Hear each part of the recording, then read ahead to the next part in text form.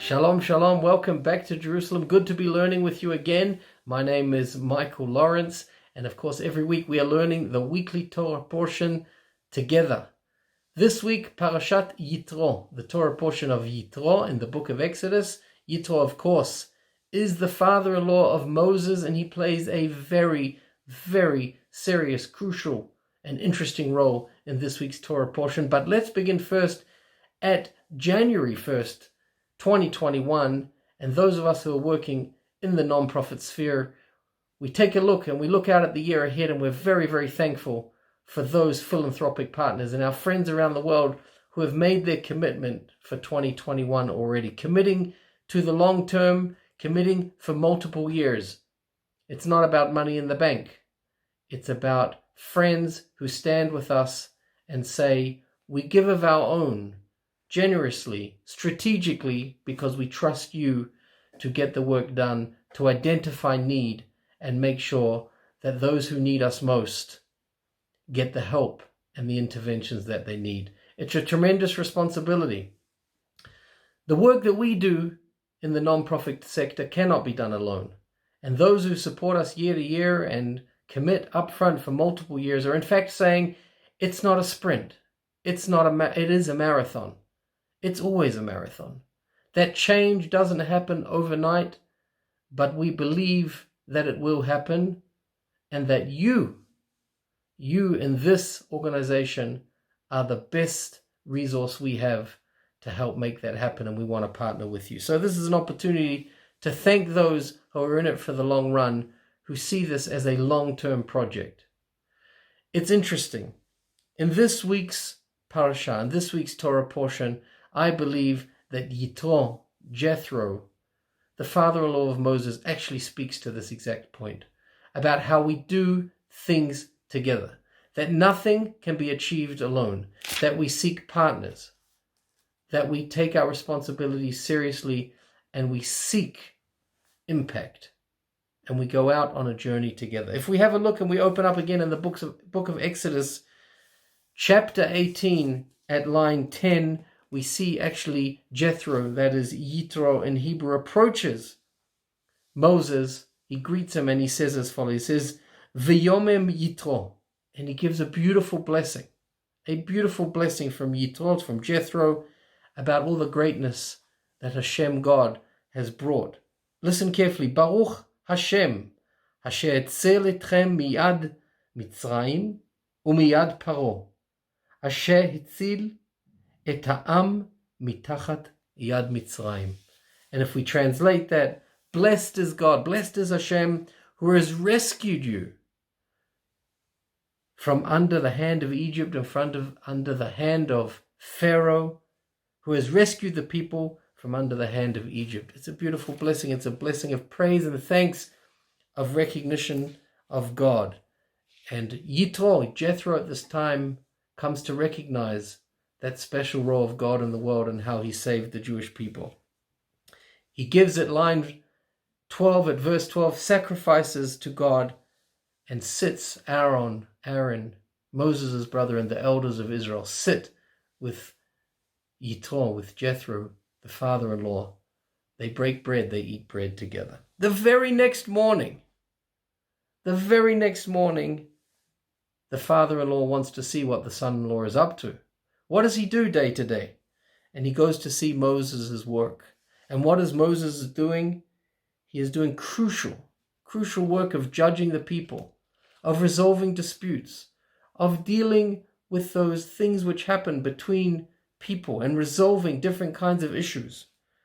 It is crucial work. It is the work of a leader, but it is overbearing.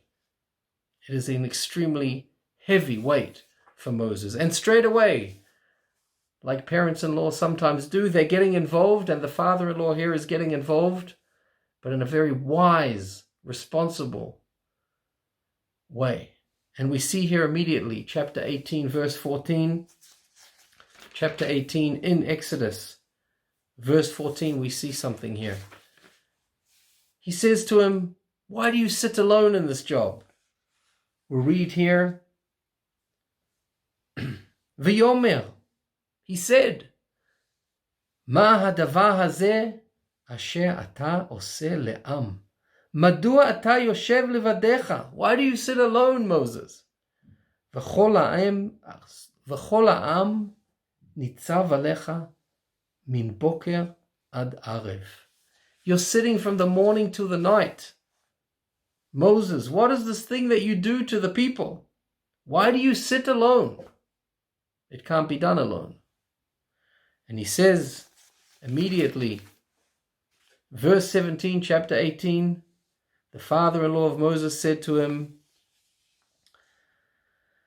Lo tov hadavar asher ata oseh. This thing that you do is not good, Moses. You will surely become worn out. You as well as this people that is with you. For this matter is too hard for you. You will not be able to do it alone.